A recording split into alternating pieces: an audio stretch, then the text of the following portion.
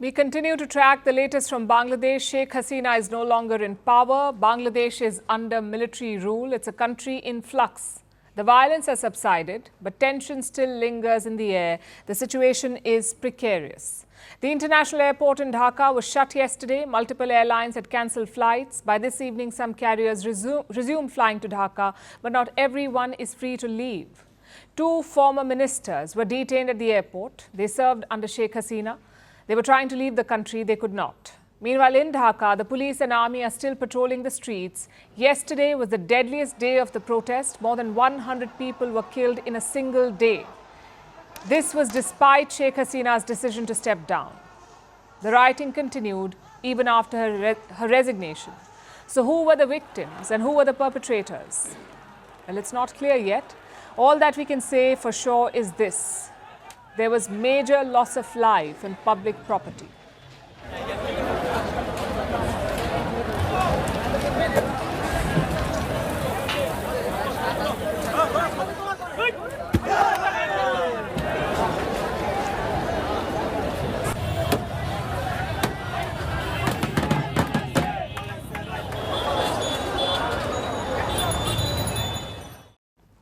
And what caused so much damage?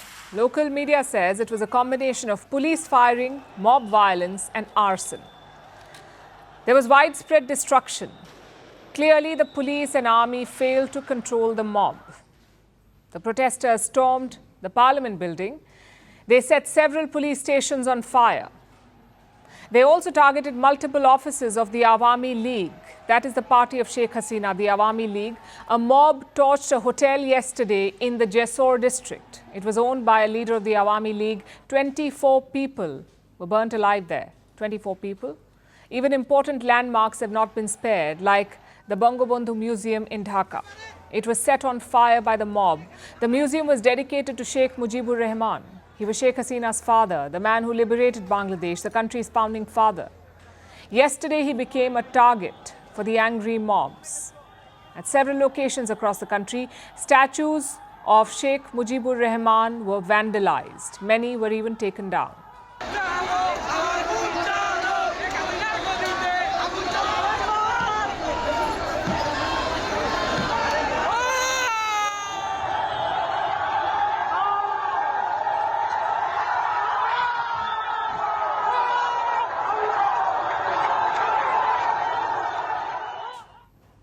These are some of the most powerful images from Bangladesh. When a revered founding father is treated as a public enemy, it tells you how much has changed.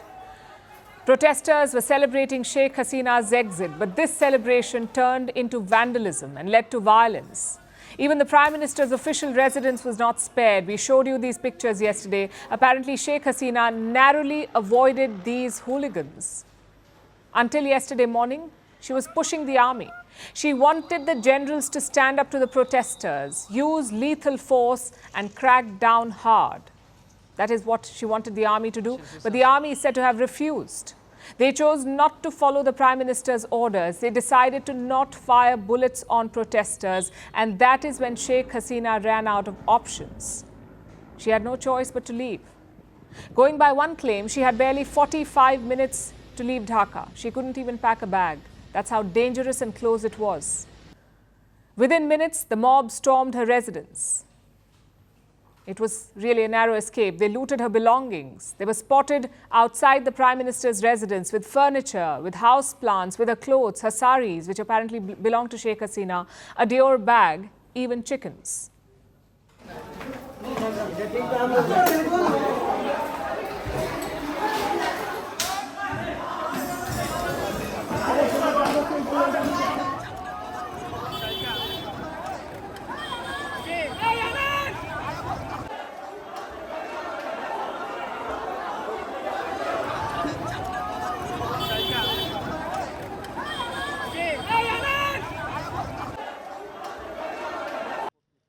The focus is now on the army. The generals are in charge of Bangladesh. The president of the country has dissolved the parliament.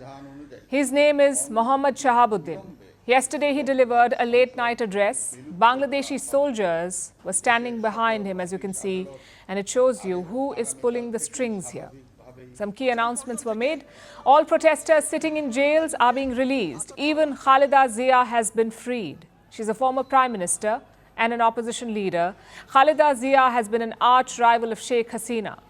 The president said elections will be held as soon as possible, but the student protesters are not satisfied. They want someone else to be in charge. We will form an interim government headed by Nobel laureate Muhammad Yunus. Dr. Muhammad Yunus has also accepted this responsibility to protect the people of Bangladesh.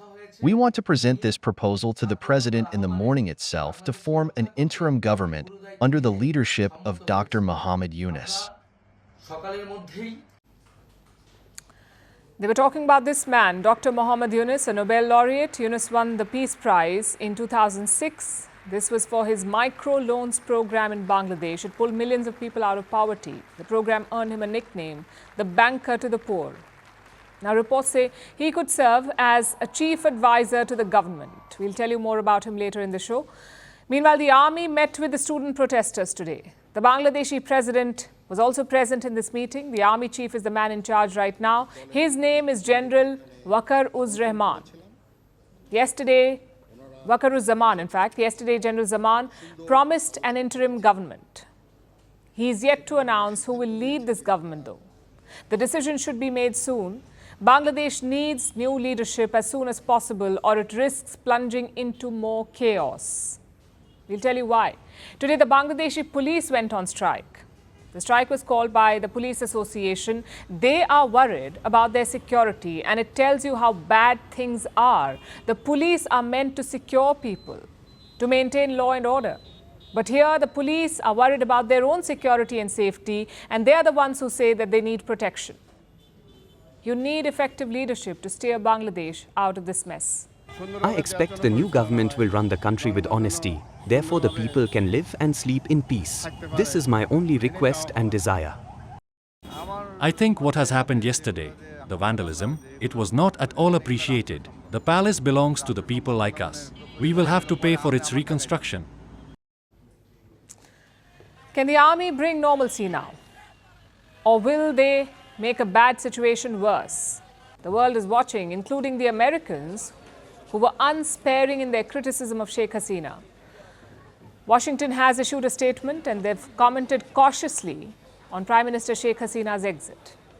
We welcome the announcement of an interim government and urge any transition be conducted in accordance with Bangladesh's laws. Finally, we are deeply saddened about the reports of human rights abuses, casualties, and injuries over the weekend and past weeks. We share our deepest condolences with those who lost loved ones and those who are suffering. Bangladesh is facing a significant challenge. It needs peace and stability, and for that, it needs a government that is effective and acceptable to all. Right now, their options do not look great. Climate change is on our doorstep. It's time for a revolution to take root. And it starts with 1.4 billion Indians. It starts with one tree for humanity, one tree for Mother Earth, one tree for our future. Project One Tree, a News 18 network initiative.